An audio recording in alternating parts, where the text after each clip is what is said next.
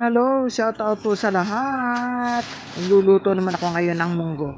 Ginisang munggo. Ayan, pinakukulo ko na yung aking munggo o pinakukulo ko na yung aking buo. Tapos, eto naman ang ihahalo ko sa munggo. Si Charon lang ang ihahalo ko sa munggo. Hindi ako maglalagay ng baboy. Hindi ako maglalagay ng giniling o whatever. Ayan, hindi muna kasi Easter Sunday ngayon. Hindi muna kami magbababoy. Pwede namang hindi magbaboy muna, di ba? O, tapos, ayan yung dahon ng ampalaya. Ayan ang ilalagay ko. Dinagdagan ko yung dahon ng ampalaya kasi masarap yung dahon ng ampalaya. Ayan. Paborito ko yung dahon ng ampalaya.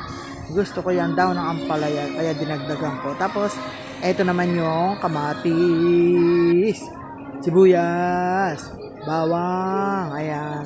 Bawang, sibuyas, kamatis. Ayan. Hiniwa ko na yan. Tapos, igigisa ko na lang yan.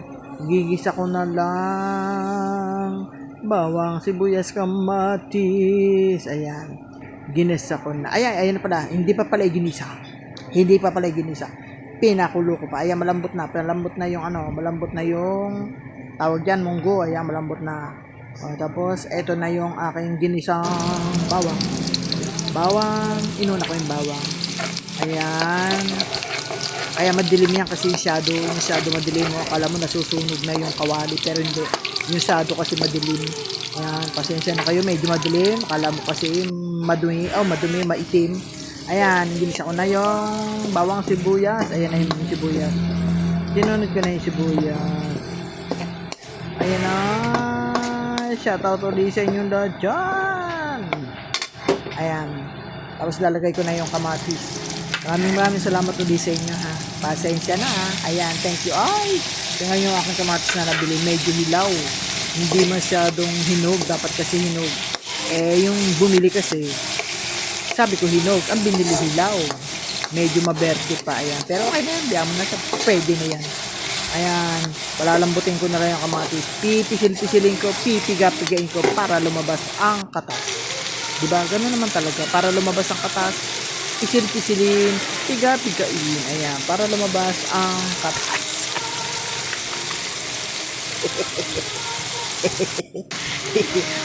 Kailangan talagang palabasin ng katas. Oo.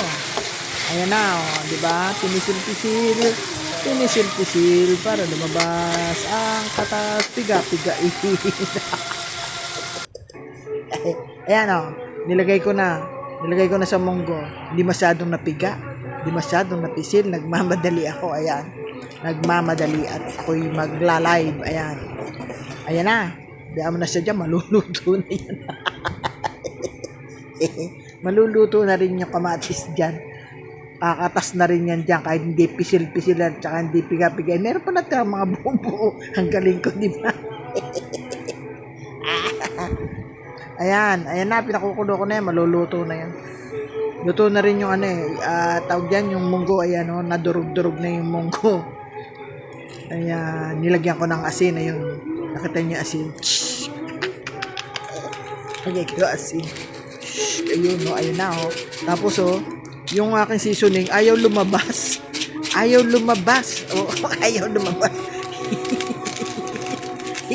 Ayaw lumabas. Ang ginawa ko, nilakayan ko yung butas. Kasi butas ayaw lumabas. Ayan, nilakayan ko muna yung butas. Tapos ayun, nilagay ko nilagay ko na yung chicharon. Ayan na yung chicharon, no? Pambira, ayaw lumabas. Tinakta ko na ayaw lumabas. Ayan o, ayan na yung chicharon. Nilagay ko na yung chicharon.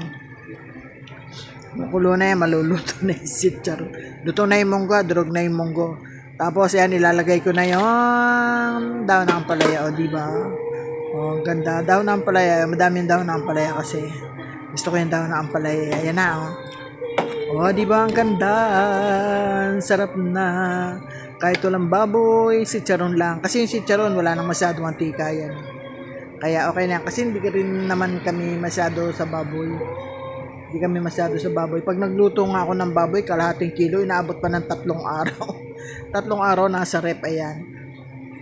Pag yan ganyan, kinakain nila yan. Gusto nila yung mga gulay-gulay, o. Ilan lang naman kami dito sa bahay, 4 lang naman kami. Kaya okay na yan.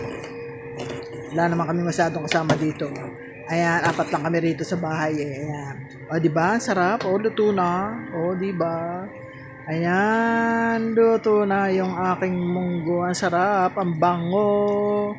Ang bango kaya, ang bango. Ayan na, luto na yan. Kain na tayo. Kain na tayo. Ang bango, ang sarap ng munggo. Ayan, tapos niyan, may katerno yan eh. Nagprito ako ng tilapia. Nagprito ako ng tilapia. Meron sa katerno. Ayan na yung tilapia ko. Ayan. Nilamas ko muna sa asin. Tapos, saka ko nilagyan ng asin. Ayan na siya. Ayan na siya. Ay, yung aking tilapia. O, diba? Ayan na. Piprito ko na siya. Pinirito ko na siya. Kailangan lubog sa mantika. Pero kulang pa nga yung mantika ko eh. Dapat kasi pag nagprito ko, gusto ko yung nakalubog sa mantika ba para madaling maluto. Kasi pagka yung konti lang ang mantika, ang tagal maluto. O ayan na, o, di ba ang ganda? Kailangan mainit yung mantika pag inilagay mo para hindi didikit yung isda sa kawali. Di ba? Buo, ayan, ang ganda. O ayan na, yung dalawa. Apat lang naman yung tilapia. Apat lang naman kami. Pero yung isa malaki. Bahala na kung kanina mapunta yung malaki. Bahala kami mag-away-away na apat. Akin yung malaki, akin yung malaki. Ako masusunod, akin yung malaki. O, diba? Ayan na, luto na. Luto na yung tilapia. Hoy, salamat sa inyo lahat dyan ha. Maraming salamat sa panonood nyo na naman ulit sa aking walang kwentang video. O, ayan na, luto na. Luto na. Ayun, thank you uli. Maraming salamat uli sa inyong panonood sa aking mga walang kwentang video. Thank you sa inyo lahat. Kainan na! Bye-bye!